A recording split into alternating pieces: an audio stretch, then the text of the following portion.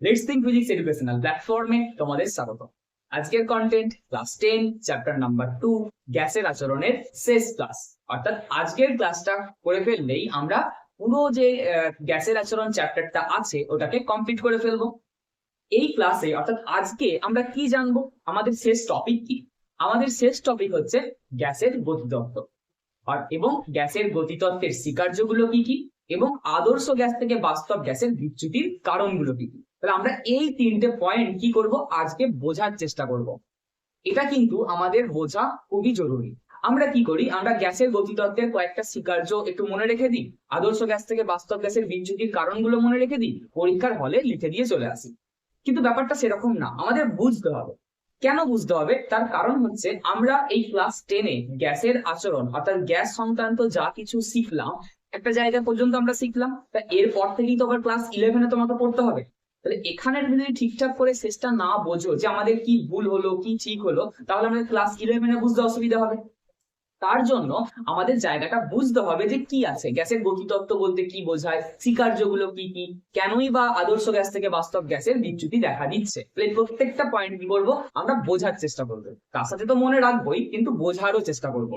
Clear? তাহলে প্রথম point হচ্ছে গ্যাসের গতিতত্ত্ব বলতে কি বোঝায়। দেখো, যে কোনো কঠিন বস্তু বা তরল পদার্থ, তুমি যদি যে কোনো একটা কঠিনকে কল্পনা করো, যেমন ধরো তুমি এই মার্কারটাকে কল্পনা করলে, তাহলে এই মার্কারের ভর, মার্কারের আয়তন নির্ণয় করা সোজা, বা যে কোনো তরলের ভর নির্ণয় করা, আয়তন নির্ণয় করা, বা কোনো একটা কঠিন বা তরলের ধর্মটাকে ব্যাখ্যা করা সোজা। কেন সোজা? কারণ এটাকে আমরা চোখে দেখতে পাচ্ছি।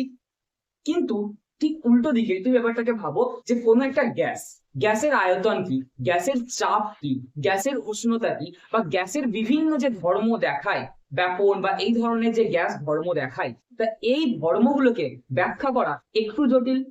কেন? কারণ গ্যাসকে তো আমরা খালি চোখে দেখতে পাই না। কঠিন বা তরলকে যেমন আমরা খালি চোখে দেখতে পাই, তার জন্য এদের ধর্মগুলো ব্যাখ্যা করা সোজা। কিন্তু গ্যাসকে আমরা খালি চোখে দেখতে পাই না, তার জন্য গ্যাসের যে ধর্ম আছে সেই ধর্মগুলোকে ব্যাখ্যা করা একটু জটিল। তাহলে গ্যাসের ধর্মগুলোকে আমরা ব্যাখ্যা করব কিভাবে? তার জন্য আগে আমাদের ভাবতে হবে যে গ্যাসটা কেমন দেখতে হয়। যেমন কঠিনটা কেমন দেখতে হয়, মার্কারটা কেমন দেখতে, সেটা আমাকে তোমাকে বোঝাতে হবে না, তুমি দেখেই বুঝতে পারছো। কিন্তু কোনো একটা গ্যাস কেমন দেখতে, অর্থাৎ তার গঠন কেমন হবে, তার আচরণ কেমন হবে, এই নিয়ে একটা তত্ত্ব আমাদের কাছে থাকা জরুরি। কারণ আমরা কেউই তো গ্যাসকে দেখতে পাচ্ছি না। এই তোমার আর আমার মাঝে কি আছে, অসংখ্য গ্যাসের কণা আছে, কিন্তু কেমন দেখতে, এরা কেমন ভাবে আছে আমরা তো জানি না। তার জন্য একটা তত্ত্ব আমাদের কাছে থাকা উচিত, যেই তত্ত্বটাকে আমরা কি বলছি, গ্যাসের গতিতত্ত্ব। অর্থাৎ প্রায়, দেখো বোর্ডে লেখা আছে, কি লেখা আছে, অষ্টাদশ শতাব্দীর শেষ ভাগে, অষ্টাদশ শতাব্দীর শেষের দিকে কে? বিজ্ঞানী বোলসম্যান, ক্লসিয়াস এবং ম্যাক্সওয়েল এবং আরো বিজ্ঞানীদের সমবেত প্রচেষ্টায় গ্যাসের গঠন ও আচরণ সংক্রান্ত, গ্যাসের কি সংক্রান্ত, গ্যাসের গঠন ও আচরণ সংক্রান্ত একটি তত্ত্ব প্রকাশিত হয়, যা গ্যাসের গতিতত্ত্ব নামে পরিচিত। মানে কঠিন তরলের ক্ষেত্রে কোনো ধর্মকে ব্যাখ্যা করা যতটা সোজা, গ্যাসের ক্ষেত্রে সেই ধর্মগুলোকে ব্যাখ্যা করা ততটাই কঠিন। তাহলে গ্যাসটা কেমন দেখতে বা গ্যাসের আচরণ কেমন হবে, এই নিয়ে একটা তত্ত্ব আমাদের আগে থেকে জানতে হবে, আমাদের জানা প্রয়োজন। তার জন্য প্রায় 1800 শতাব্দীর শেষের দিকে এই বিজ্ঞানীদের সমবেত প্রচেষ্টায় কি হয়, গ্যাসের গঠন এবং আচরণ কেমন হবে এই নিয়ে একটা তত্ত্ব প্রকাশ হয় বা একটা মতবাদ প্রকাশ হয়, যেটাকে আমরা কি বলছি, গ্যাসের গতিতত্ত্ব। যেটাকে আমরা কি বলছি, গ্যাসের গতিতত্ত্ব। ক্লিয়ার? তাহলে গ্যাসের গতিতত্ত্ব মানে কি, গ্যাস কেমন দেখতে, গ্যাসের বিহেভিয়ার কেমন হবে, এই রিলেটেড যে তত্ত্ব বিজ্ঞানীরা প্রকাশ করেন তাকেই আমরা বলছি গ্যাসের গতিতত্ত্ব। বোঝা গেছে? চলো, লিখতে চাইলে লিখে নাও যে গ্যাসের গতিতত্ত্ব কাকে বলে। এইবার এই যে গ্যাসের গতিতত্ত্ব বিজ্ঞানীরা দিলেন, মুছে দিয়ে এটা, এই যে গ্যাসের গতিতত্ত্ব বিজ্ঞানীরা দিলেন, সেই গতিতত্ত্বের কিছু বিষয় তারা ধরে নিয়েছিলেন। অর্থাৎ গতিতত্ত্ব যখন তারা প্রকাশ করেন, তারা কিছু বিষয়কে ধরে নিয়েছিলেন যে গ্যাসটা এরকম দেখতে হবে বা তাদের এরকম এরকম ধর্ম হবে। সেগুলোকেই আমরা কি বলছি, গ্যাসের গতিতত্ত্বের স্বীকার্য। সেগুলোকেই আমরা কি বলছি, গ্যাসের গতিতত্ত্বের স্বীকার্য। তাহলে আমরা যে গতিতত্ত্ব পেলাম, সেই গতিতত্ত্বে বিভিন্ন স্বীকার্য আছে, সেই স্বীকার্যগুলো কি কি এগুলো আমাদের বুঝতে হবে। ক্লিয়ার? দেখো, দেখতে পাচ্ছ বিভিন্ন স্বীকার্য আছে, সেই বিভিন্ন স্বীকার্যগুলো কি কি সেগুলোই আমাদের কি করতে হবে, বুঝতে হবে। চলো প্রথম স্বীকার্য কি? দেখো প্রথম স্বীকার্য লেখা আছে প্রতিটি গ্যাস অসংখ্য ক্ষুদ্র ক্ষুদ্র কণা বা গ্যাসীয় অণু দ্বারা গঠিত। তার মানে আমরা প্রথম স্বীকার্য কি আছে? প্রথম স্বীকার্য হচ্ছে যে যদি আমরা কোনো একটা এরকম পাত্র কল্পনা করি, তাহলে এই পাত্রের মধ্যে আমরা ধরে নিই যে অসংখ্য গ্যাস আছে। এই পাত্রের অসংখ্য গ্যাস নয়, এই পাত্রের মধ্যে কোনো গ্যাস আছে, তাহলে সেই গ্যাসটা কি দ্বারা তৈরি? এরকম অসংখ্য ক্ষুদ্র ক্ষুদ্র অণু দ্বারা গঠিত, ক্ষুদ্র ক্ষুদ্র কণা বা যাকে আমরা কি বলি? অণু বলি। কি বলি? অণু বলি। তাহলে প্রতিটি গ্যাস অসংখ্য কি দ্বারা গঠিত? অণু দ্বারা গঠিত। ক্লিয়ার? এবং এই অণুগুলোকে বিন্দু ভর রূপে কল্পনা করা হয়। তার মানে এই অণুগুলো কেমন? এই অণুগুলো হচ্ছে এই বোর্ডের মধ্যে যদি আমি একটা এরকম ডট দিই, তাহলে এটা কি? এটা একটা বিন্দু, এটা একটা ডট, মানে হচ্ছে একটা বিন্দু। এই অণুগুলো হচ্ছে সেরকমই বিন্দু বিন্দু, অর্থাৎ বিন্দু রূপে এদেরকে কল্পনা করা হয়। এই হচ্ছে প্রথম স্বীকার্য। তারপরের স্বীকার্য কি? 2 নাম্বার কি বলছে? বলছে গ্যাসের অণুগুলি কঠিন ও গোলাকার। তা এই যে গ্যাসের অণুগুলো, এই যে গ্যাসের অণুগুলো, এই গ্যাসের অণুগুলো কেমন? গ্যাসের অণুগুলো হচ্ছে কঠিন, মানে শক্ত এবং গোলাকার। গ্যাসের অণুগুলো কঠিন এবং গোলাকার। তাহলে প্রতিটা গ্যাস অসংখ্য কি দ্বারা গঠিত? অণু দ্বারা গঠিত। যেই অণুগুলো হচ্ছে বিন্দু ভর, মানে এদের হচ্ছে বিন্দুর মতো। ঠিক যেমন তোমার খাতায় তুমি যদি একটা পেন দিয়ে এরকম ডট দাও, তাহলে যেমন দেখতে হবে ঠিক সেরকম। ক্লিয়ার?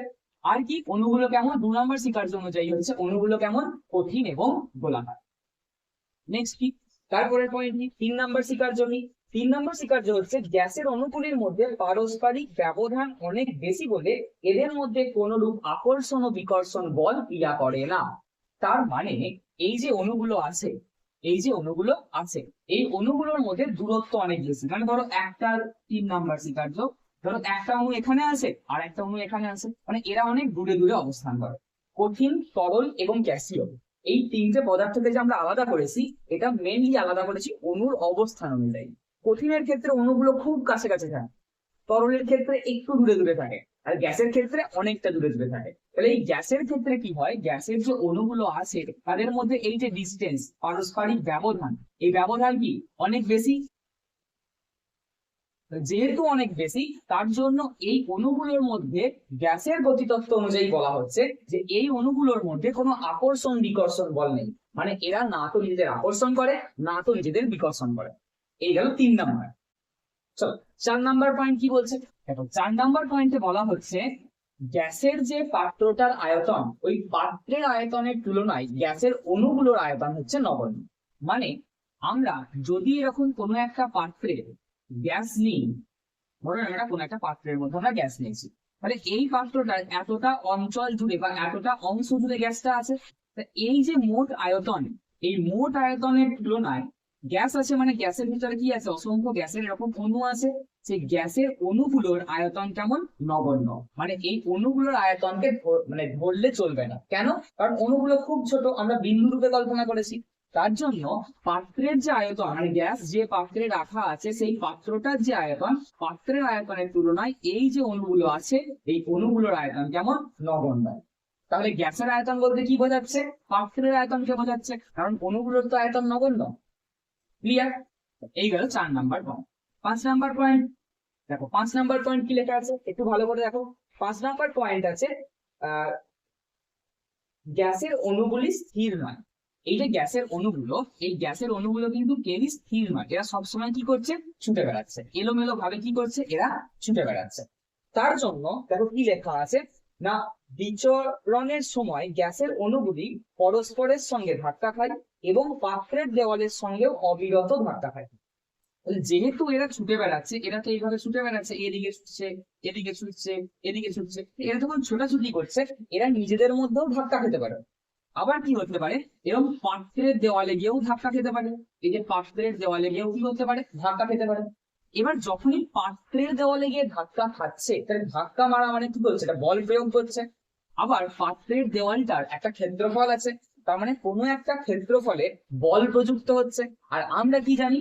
আমরা দেখব একটা ফর্মুলা জানি যে চাপ সমান বল বাই ক্ষেত্রফল। জানি তো? অবশ্যই জানি। কি জানি যে চাপ সমান হচ্ছে বল বাই ক্ষেত্রফল। তার মানে যখনই এই অণুগুলো এরকম ভাবে ধাক্কা মারছে, পাত্রের দেওয়ালে গিয়ে ধাক্কা মারছে, তার মানে পাত্রের দেওয়ালে বল প্রয়োগ করছে। আর পাত্রের একটা ক্ষেত্রফল আছে, তার মানে বল বাই ক্ষেত্রফল করলে আমরা কি পাবো? চাপ পাবো। অর্থাৎ যখনই অণুগুলো পাত্রের দেওয়ালে গিয়ে ধাক্কা মারছে তখনই চাপ সৃষ্টি হচ্ছে। পাত্রের দেওয়ালে কিসের সৃষ্টি হচ্ছে? চাপ সৃষ্টি হচ্ছে, যেটা কি আমরা কি বলি? গ্যাসের চাপ বলি। ক্লিয়ার কথাটা? তাহলে কি বুঝলাম আমরা? 5 নাম্বার পয়েন্টে কি বুঝলাম? গ্যাসের অণুগুলো এলোমেলো ভাবে যে কোনো দিকে গতিশীল, যে কোনো দিকে ছুটে বেড়াচ্ছে। তো ছোটার জন্য তারা নিজেদের মধ্যে সংঘর্ষ করতে পারে, অথবা পাত্রের দেওয়ালে গিয়ে ধাক্কা মারতে পারে। যখনই পাত্রের দেওয়ালে ধাক্কা মারছে তখনই পাত্রের দেওয়ালে বল প্রয়োগ করছে, আর বল প্রয়োগ করছে, পাত্রের দেওয়ালের একটা ক্ষেত্রফল আছে, তাহলে আমরা কি পাবো? একটা ক্ষেত্রফলের উপর যখনই বল প্রয়োগ হচ্ছে তখনই আমরা বলতে পারি সেখানে চাপ সৃষ্টি হচ্ছে, যেই চাপটাকে আমরা কি বলি? গ্যাসের চাপ। ক্লিয়ার? চলো তারপর নেক্সট পয়েন্ট কি আছে? নেক্সট পয়েন্ট কি লেখা আছে দেখো একটু। নেক্সট পয়েন্ট লেখা আছে যে গ্যাসের অণুগুলি নিজেদের মধ্যে সংঘর্ষ বা পাত্রের দেওয়ালের সঙ্গে সংঘর্ষ হলো পূর্ণ স্থিতিস্থাপক। পূর্ণ স্থিতিস্থাপক। তারপর কি লেখা আছে? ফলে নির্দিষ্ট ভরের গ্যাসের মোট গতিশক্তি স্থির থাকে। মানে একটা অণু, গ্যাসের অণু, ধরো এখানে একটা পাত্রের দেওয়াল, এটা হচ্ছে পাত্রের দেওয়াল, তা এই পাত্রের দেওয়ালে যখনই গিয়ে ধাক্কাটা মারছে, এই ধাক্কা দু রকমের হতে পারে। একটা হচ্ছে স্থিতিস্থাপক, আর একটা হচ্ছে অস্থিতিস্থাপক। স্থিতিস্থাপক ধাক্কা কাকে বলছে, বা স্থিতিস্থাপক সংঘর্ষ কাকে বলছে? বলছে এই অণুটা ধরো যে বেগ নিয়ে গেল, ধাক্কা মারার পর সেই বেগ নিয়ে ফিরে এলো, তাহলে এই ধাক্কাটাকে আমরা কি বলবো? স্থিতিস্থাপক ধাক্কা। আর যদি যে বেগ নিয়ে গেল সেই বেগ নিয়ে ফিরে না আসে তখন আমরা তাকে বলবো অস্থিতিস্থাপক ধাক্কা। যেমন তুমি ব্যাপারটা লক্ষ্য করবে যে ধরো তুমি কোন একটা বলকে নিয়েছো, কোন একটা ছোট বল নিয়েছো, বলটাকে নিয়ে তুমি ফেলে দিলে নিচে, তাহলে যখন তুমি ফেলবে তখন যে বেগে গেল ওঠার সময় কিন্তু সেই বেগে ফিরে আসে না, তার থেকে কম বেগে ফিরে আসে। তার জন্য ওই যে সংঘর্ষটা হলো, ওই যে দেওয়ালের তোমার যে মেঝের সাথে যে সংঘর্ষটা হলো, ওটা হচ্ছে অস্থিতিস্থাপক সংঘর্ষ। তাহলে অস্থিতিস্থাপক সংঘর্ষ আমরা বাস্তবে যেগুলো দেখি সেগুলো সবই হচ্ছে অস্থিতিস্থাপক সংঘর্ষ। কেন? কারণ যে বেগে কোন বস্তুটা যায় সে বেগে ফিরে আসে না, তার থেকে কম বেগে ফিরে আসে। তাহলে স্থিতিস্থাপক কোনটা? যে বেগে যাবে সে বেগেই ফিরে আসবে। মানে এই গ্যাসের অণুটা, ধরো আমি তোমাকে বললাম যে যখন এদিকে গেল তখন ভি বেগে গেল, আবার যখন ফিরে আসছে তখনও ভি বেগেই ফিরে আসছে, মানে যে বেগে ধাক্কা মারলো সেই বেগেই ফিরে আসছে। এই ধরনের সংঘর্ষকে আমরা বলবো স্থিতিস্থাপক সংঘর্ষ। গ্যাসের অণুগুলো এই যে ধাক্কাটা মারছে, ধাক্কা মারার ফলে তারা কি ধরনের সংঘর্ষ করছে? স্থিতিস্থাপক সংঘর্ষ। অর্থাৎ বেগটা কি থাকছে? অপরিবর্তিত থাকছে, বেগ বাড়ছেও না কমছেও না। এবার ভালো করে শুনবে, এবার ক্লাস 9-এ আমরা একটা টার্ম পেয়েছিলাম গতিশক্তি। গতি শক্তি একটা ফর্মুলা পেয়েছিলাম, কি? Half M V square. ঠিক, হাফ এম ভি স্কয়ার মানে হাফ ইন্টু কোনো একটা বস্তু, ধর আমি যার গতিশক্তি বার করতে চাইছি তার ভর ইন্টু ভি স্কয়ার। ভি মানে হচ্ছে বেগের স্কয়ার। তার মানে কোনো একটা বস্তু, এরকম টাইপের ব্যাপারটা ভাবো। এবার এই ছবিটাকে দেখো একটু ভালো করে। ধরো কোনো একটা এরকম বল আছে, এই বলটার ভর হচ্ছে এম, আর বলটা ভি বেগে গতিশীল। তার মানে এই বলটার গতিশক্তি কত হয়ে যাবে? Half M V square, half into ভর ইন্টু বেগের স্কয়ার। তাহলে দেখো এই গতিশক্তি কার উপর নির্ভর করছে? বেগের উপর নির্ভর করছে। ভর তো নির্দিষ্ট, কোন একটা বস্তুর ভর সবসময় নির্দিষ্ট, ভর তো বাড়া কমা হতে পারে না। তাহলে কার সাথে কার উপর নির্ভর করছে? ভি এর উপর নির্ভর করছে। তাহলে গতিশক্তি ভি এর উপর নির্ভর করে, অর্থাৎ বেগের উপর নির্ভর করে। ভালো করে দেখবে, যখন ধাক্কা মারলো তখনও বেগ যা, যখন ফিরে এলো তখনও বেগ তাই। যখন ধাক্কা মারলো, ধাক্কা মারার আগে যেহেতু স্থিতিস্থাপক সংঘর্ষ, বেগ যা, ফিরে এলো যখন তখনও বেগ কি তাই। তাহলে বেগের কোনো পরিবর্তন হয়নি। আর যেহেতু বেগের পরিবর্তন হয়নি, তার জন্য গতিশক্তির কি হবে? কোনো পরিবর্তন হবে না। দেখো এটাই ওই পয়েন্টে লেখা আছে যে যেহেতু স্থিতিস্থাপক সংঘর্ষ হয়, তাহলে স্থিতিস্থাপক সংঘর্ষের জন্য বেগের পরিবর্তন হয় না। আর আমরা জানি গতিশক্তি সমান হাফ এম ভি স্কয়ার, তাহলে বেগের ওপর গতিশক্তি নির্ভর করছে, তাহলে বেগের পরিবর্তন না হলে গতিশক্তিরও কোনো পরিবর্তন হবে না। অর্থাৎ এই যে আমরা গ্যাসের গতিতত্ত্ব অনুযায়ী গ্যাসের গতিশক্তির কোনো পরিবর্তন হয় না তখন ধাক্কা খাওয়ার পর। সেই জন্য মোট যে গতিশক্তি, অ্যাভারেজ যে গতিশক্তি, সেটা সবসময় কেমন থাকে? ধ্রুবক। লাস্ট পয়েন্ট কি আছে? দেখো লাস্ট পয়েন্ট কি লেখা আছে। লাস্ট পয়েন্টে লেখা আছে যে কোনো একটা গ্যাসের গতিশক্তি, তাকাও পয়েন্টটার দিকে, ওই গ্যাসটার পরম উষ্ণতার সমানুপাতিক, প্রপোর্শনাল টু টি।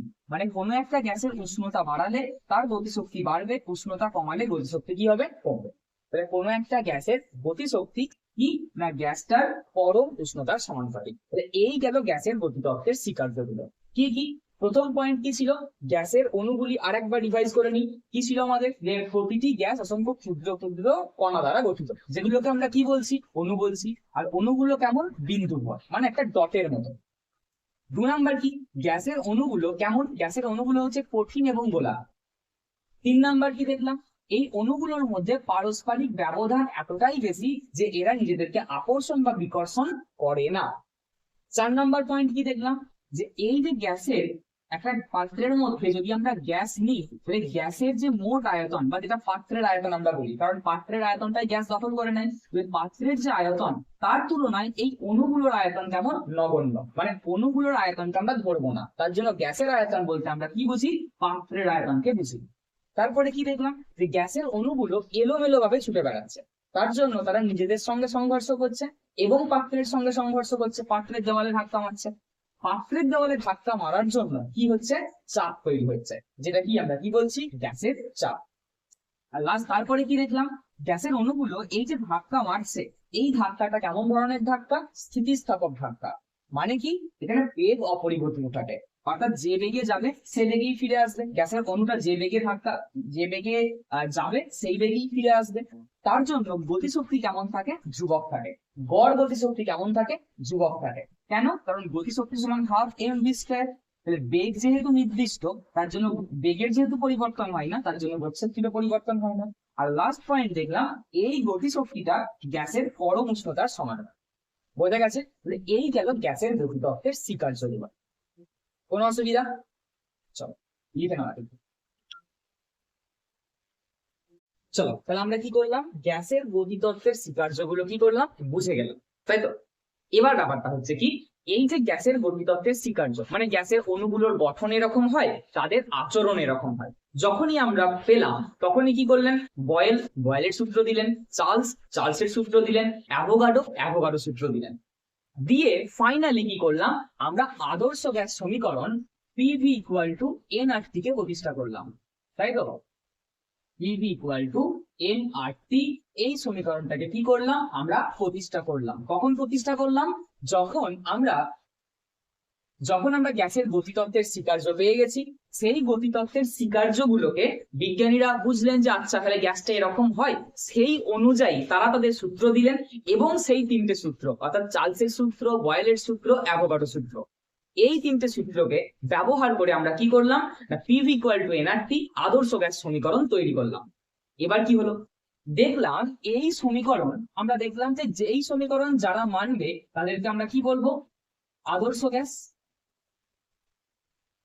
বুঝবে কিন্তু ব্যাপারটা, যে এই সমীকরণ যারা মানবে তাদেরকে আমরা কি বলবো? আদর্শ গ্যাস। কিন্তু সমীকরণ তৈরির পর আমরা দেখলাম বাস্তবে থাকা কোনো গ্যাসই এই সমীকরণটাকে মানছে না, অর্থাৎ বাস্তবে থাকা কোনো গ্যাসই আদর্শ গ্যাস নয়।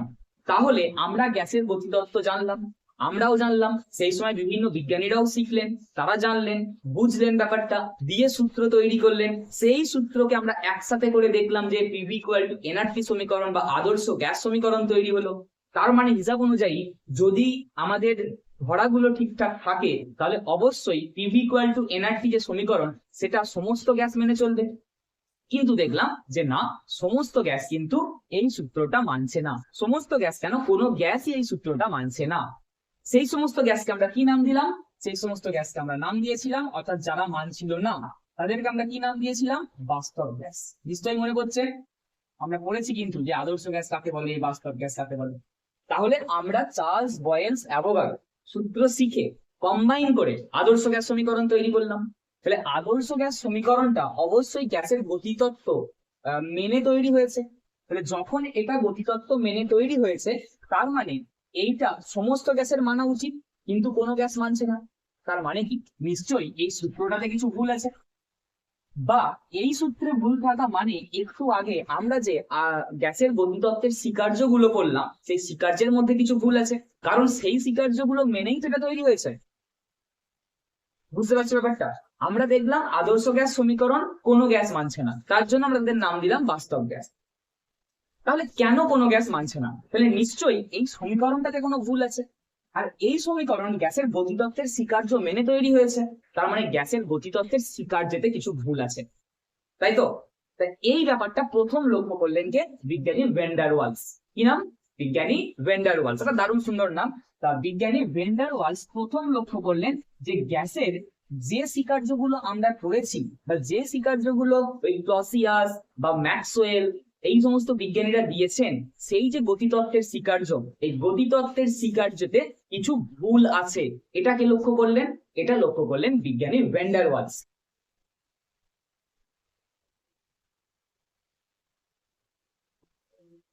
Van der Waals.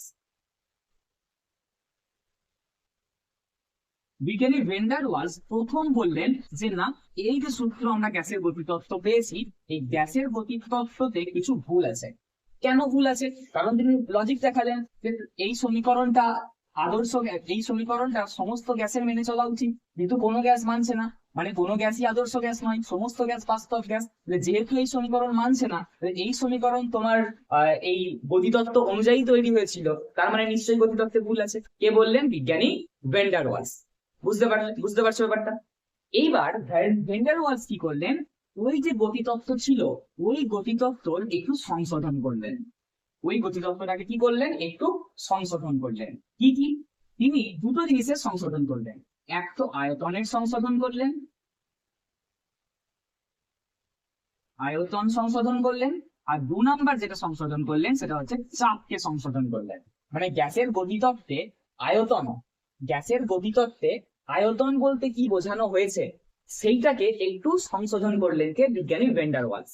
কারণ গ্যাসের গতিতত্ত্বে যে আয়তন বলা হয়েছে সেটা অ্যাকচুয়ালি গ্যাসের আয়তন নয়। 2 নাম্বার, গ্যাসের চাপটাকেও তিনি সংশোধন করলেন। কেমন ভাবে? গ্যাসের গতিতত্ত্ব অনুযায়ী চাপের যে কথা বলা হয়েছে সেটাও কিন্তু গ্যাসের চাপ নয়। ক্লিয়ার ব্যাপারটা? তাহলে গ্যাসের আয়তনকে তিনি কি করলেন? সংশোধন করলেন। এবং চাপকে তিনি কি করলেন? সংশোধন করলেন।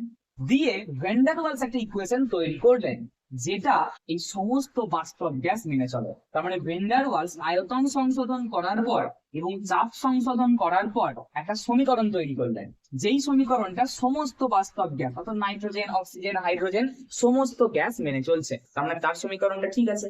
তার মানে তিনি যে সংশোধনগুলো করেছিলেন সেগুলো ঠিক ছিল, যেটা আমরা আবার ক্লাস 11-এ গিয়ে করবো। অর্থাৎ ক্লাস 11-এ আমরা শুরু হবে কোথা থেকে? এই ভ্যান ডার ওয়ালস ইকুয়েশন থেকে। অর্থাৎ এই জায়গা থেকে আমরা আবার জানবো যে আমরা পিভি ইকুয়াল টু এনআরটি সমীকরণ তৈরি করলাম। গল্পটা বুঝতে হবে কিন্তু। আমরা পিভি ইকুয়াল টু এনআরটি সমীকরণ তৈরি করলাম যেটা গ্যাসের গতিতত্ত্ব মেনে চলছিল। দেখলাম এই সূত্র কোনো গ্যাস মানছে না। কেন মানছে না? নিশ্চয়ই ভুল আছে। এতে ভুল থাকা, এই সূত্রতে ভুল থাকা মানে আদর্শ তোমার গ্যাসের গতিতত্ত্বে ভুল থাকা। প্রথম এটা লক্ষ্য করলেন কে? বিজ্ঞানী ভ্যান ডার ওয়ালস। দিয়ে কি করলেন? গ্যাসের গতিতত্ত্ব অনুযায়ী আয়তন যেটা বলা হয়েছে সেটাকে তিনি মানলেন। তিনি একটা নতুন কনসেপ্ট বললেন যে আয়তন বলতে এইটা, অর্থাৎ আয়তনের সংশোধন করলেন।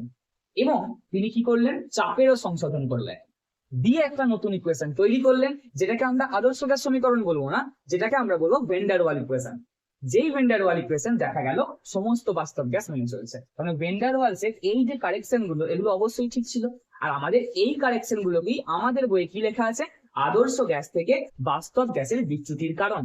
মানে কেন বাস্তব গ্যাসগুলো আদর্শ গ্যাস থেকে আলাদা হয়, মানে কেন বাস্তব গ্যাসগুলো আদর্শ গ্যাসের এই সমীকরণ মেনে চলে না। আর একবার, ভ্যান ডার ওয়ালসের এই যে কারেকশন, এই কারেকশনটাকেই আমরা কিভাবে করি? আমাদের বইয়ে কিভাবে লেখা আছে? আমাদের বইয়ে লেখা আছে আদর্শ গ্যাস থেকে বাস্তব গ্যাসের বিচ্যুতির কারণ। তাহলে কেন আদর্শ গ্যাস থেকে বাস্তব গ্যাস বিচ্যুতি হয়? কারণ বাস্তব গ্যাস এই সমীকরণ মেনে চলে না। কেন মেনে চলে না? কারণ এই সমীকরণ অনুযায়ী আয়তন যেটা বলা আছে সেটা আয়তন নয়, আয়তনটাকে আমাকে সংশোধন করতে হবে। এই সমীকরণ অনুযায়ী চাপ যেটা বলা আছে সেটা গ্যাসের চাপ নয়, সেই চাপটাকে আমাকে সংশোধন করতে হবে। তার মানে আমাদের এই আয়তন সংশোধন এবং চাপের সংশোধনটাকে একটু বুঝতে হবে। যদি আমরা বুঝে যাই তাহলেই আমরা বুঝে যাব কেন বাস্তব গ্যাসগুলো আদর্শ গ্যাসের সমীকরণ মেনে চলছে না। ক্লিয়ার? চল বুঝে দিই এটা। তাহলে আমরা এবার কি দেখবো? আমরা এবার দেখবো আদর্শ গ্যাস থেকে বাস্তব গ্যাসের বিচ্যুতির কারণ, অর্থাৎ ভেন ডার ওয়ালসের আয়তন সংশোধন এবং ভেন ডার ওয়ালসের চাপের সংশোধন। প্রথমটা কি লেখা আছে? দেখো ওদিকে লেখা আছে আদর্শ গ্যাস থেকে বাস্তব গ্যাসের বিচ্যুতির কারণগুলো। প্রথমে কি লেখা আছে পুরো পয়েন্টটা পড়ো, আমি অত বড় পড়তে পারছি না, আমি মূল কনসেপ্টটাকে আমরা বুঝবো, বোঝার পর তুমি মুখস্থ করার জন্য ওটা পড়ে নিতে পারো। ঠিক আছে, তাহলে ব্যাপারটা বুঝে নাও কি আছে। দেখো বলা হচ্ছে গ্যাসের গতিতত্ত্বের স্বীকার্য অনুযায়ী কি বলা হয়েছিল, যে এই একটা কোনো পাত্র আছে, এই পাত্রের মধ্যে কোনো একটা গ্যাস আছে, এই গ্যাসের মধ্যে অসংখ্য কি আছে, এরকম গ্যাসের অণু আছে। ঠিক তো? কি বলা হয়েছিল, এই পাত্রের মধ্যে গ্যাস আছে, গ্যাস আছে মানে এর মধ্যে অসংখ্য কি আছে, গোলাকার গ্যাসের অণু আছে।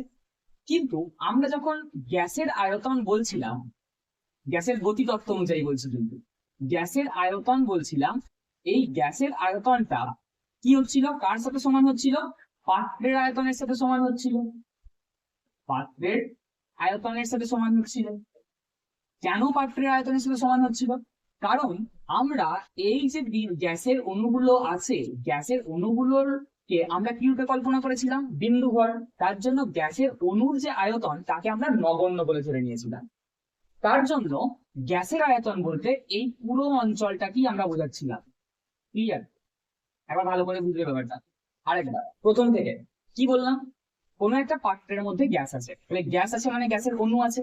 গ্যাসের গতিতত্ত্ব অনুযায়ী আমরা কি বলছিলাম, যে এই যে অণুগুলো আছে, এই অণুগুলোর আয়তন নগণ্য মানে নেই। তার মানে এই পাত্রটার যে সম্পূর্ণ আয়তন, এই সম্পূর্ণ আয়তনটা হচ্ছে গ্যাসের আয়তন, এটাই আমরা ধরে নিচ্ছিলাম গ্যাসের গতিতত্ত্ব অনুযায়ী। কিন্তু ভেন ডার ওয়ালস বললেন না, এটা ঠিক নয়। কেন ঠিক নয়? বললেন যদি আমরা এই পাত্রটার, ভালো করে দেখবে, ধরো এই পাত্রটাই নিয়েছি, এই পাত্রটার যদি আমরা সমস্ত অণুগুলোকে এক জায়গায় নিয়ে চলে আসি, এক ধারে নিয়ে চলে আসি, মানে এই পাত্রটার মধ্যে যে গ্যাসটা আছে সেই গ্যাসের অণুগুলোকে ছাঁকনির মতো ছেঁকে আমরা একদিকে নিয়ে চলে যাই, তবে তারা ধরো কোনো একটা এরকম জায়গায় গিয়ে জড়ো হয়ে গেল, এক সাইডে গিয়ে জড়ো হয়ে গেল। এবার ভালো করে দেখো গ্যাসটার আয়তন এখন কতটা, গ্যাসটার আয়তন হচ্ছে এখন এই দুটা, এই ফাঁকা অঞ্চলটা। ভালো করে দেখবে কি বললাম, গ্যাসটার আয়তন এখন এই ফাঁকা অঞ্চলটা, এই ফাঁকা অঞ্চলটা। কেন ফাঁকা অঞ্চলটা, এই কোণের এইটুকুটা নয় কেন, এইটুকুটা কিন্তু গ্যাসের আয়তন নয়। কেন নয়? কারণ গ্যাস কতটা ফাঁকা অঞ্চল জুড়ে আছে, তার জন্য পাত্রের যে আয়তন, সেই পাত্রের আয়তনটা কি গ্যাসের আয়তন না। এই গ্যাসের অণুগুলোর যে আয়তন, তাদের যদি আমরা যোগ করে দিই তাহলে আমরা একটা আয়তন পাবো, খুব কম কিন্তু আয়তন তো পাবো। সেই আয়তনটাকে আমাকে কি করতে হবে, বাদ দিতে হবে। কোথা থেকে? এই পাত্রের আয়তন থেকে আমাকে এইটুকু আয়তনকে বাদ দিতে হবে, তবে আমি পাবো গ্যাসটা কতটা অঞ্চল জুড়ে আছে। ক্লিয়ার? মানে গ্যাসের যে অণুগুলো আছে, এই গ্যাসের অণুগুলোর আয়তন কিন্তু নগণ্য নয়। যদি আমরা একটা একটা করে ভাবি তাহলে নগণ্য, যখন আমরা অণুগুলোকে এক জায়গায় জড়ো করে দেব তাহলে গ্যাসের অণুগুলো একটা ছোট হলেও তো আয়তন অধিকার করবে।